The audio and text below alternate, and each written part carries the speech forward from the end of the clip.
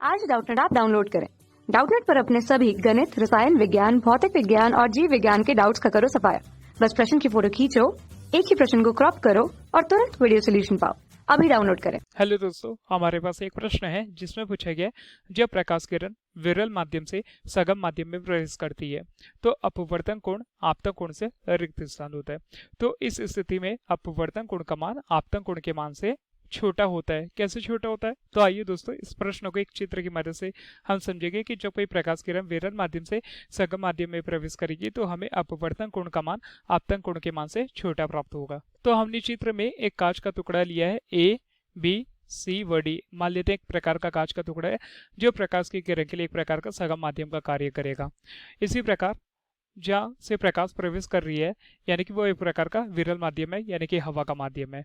तो प्रश्न के अनुसार जब हम देखते हैं कि जब कोई प्रकाश किरण विरल माध्यम से सगम माध्यम प्रवेश करती है, यानी कि यह प्रकाश किरण कौन से माध्यम में? पहले विरल माध्यम में, और कौन से माध्यम प्रवेश कर रही है? सगम माध्यम, यानी कि कांच में प्रवेश कर रही है। तो देखते हैं जब यह पी क्यू किरण जैसे ही कांच में प्रवेश करती है तो यह जो रेखा है इसे हम अभिलंब रेखा मानते हैं। तो यह अभिलंब की और क्या हो जाती है? झुक जाती है दोस्तों। क्यों ऐसा होता है? क्योंकि प्रकाश के में एक प्रकार की घटना पाई जाती है जिसे हम अपवर्तन की घटना कहते हैं। यानी कि जब कोई प्रकाश किरण किसी एक माध्यम से दूसरे माध्यम से गुजरती है तो अपने मार्ग से विचलित हो जाती है। वहीं अगर प्रकाश किरण विरल माध्यम से सगम माध्यम में प्रवेश करेगी तो अविलंब की ओर झुक जाती है, और जब सगम माध्यम से विरल माध्यम में प्रवेश करेगी तो वह अविलंब से दूर हट जाती है। क्यों ऐसा होता है? क्योंकि हमें पता है किसी माध्यम में प्रकाश की चाल का जो अपवर्तनांक होता है उसे एन जो होता है व्युत्क्रमानुपाती होता है 1 प्रकाश की चाल v से, जहां v क्या होता है दोस्तों? प्रकाश की चाल होते हैं, और n क्या होता है? माध्यम का अपवर्तनांक होता है।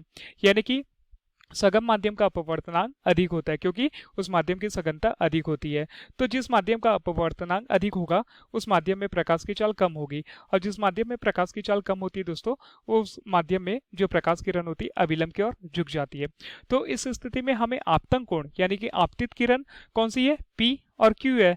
तो आपतित किरण द्वारा बना हुआ जो कोण होता है उसे हम आपतन कोण कहते हैं। तो अभिलंब रेखा आपतित किरण यानी कि PQ के मध्य जो बना कोण है उसे हम थीटा द्वारा प्रदर्शित किए हैं। ठीक है, तो यह कौन सा कोण होगा? यह हमारे लिए एक प्रकार का आपतन कोण होगा। और जैसे ही प्रकाश किरण कांच में प्रवेश करती है तो जो प्रवेश करनी हुई प्रकाश किरण है वो एक प्रकार की अपवर्तित प्रकाश किरण होती है, यानी कि Q और R क्या होगा? एक प्रकार की अपवर्तित प्रकाश किरण होगी। और Q R और अभिलंब के मध्य जो कोण बना हुआ होगा वो कौन सा कोण होगा? वह अपवर्तन कोण होगा। तो हमें दिखाई दे रहा है कि अपवर्तन कोण का मान यानी कि थीटा डैश जो है वो छोटा है किससे? थीटा से। मान लेते हैं एक स्थिति में अगर थीटा का मान 45 डिग्री होगा तो इस स्थिति में थीटा डैश का मान कितना प्राप्त होगा? 30 डिग्री प्राप्त होगा। जैसे कि हमें चित्र में पहले ही पता चल रहा है कि थीटा बड़ा है थीटा डैश से। तो इस स्थिति में हम बोल सकते हैं कि जब कोई प्रकाश किरण विरल सघन माध्यम में जाएगी तो हमें अपवर्तन कोण का मान आपतन कोण के मान से छोटा प्राप्त होगा, जैसे कि हमने चित्र के माध्यम से जाना।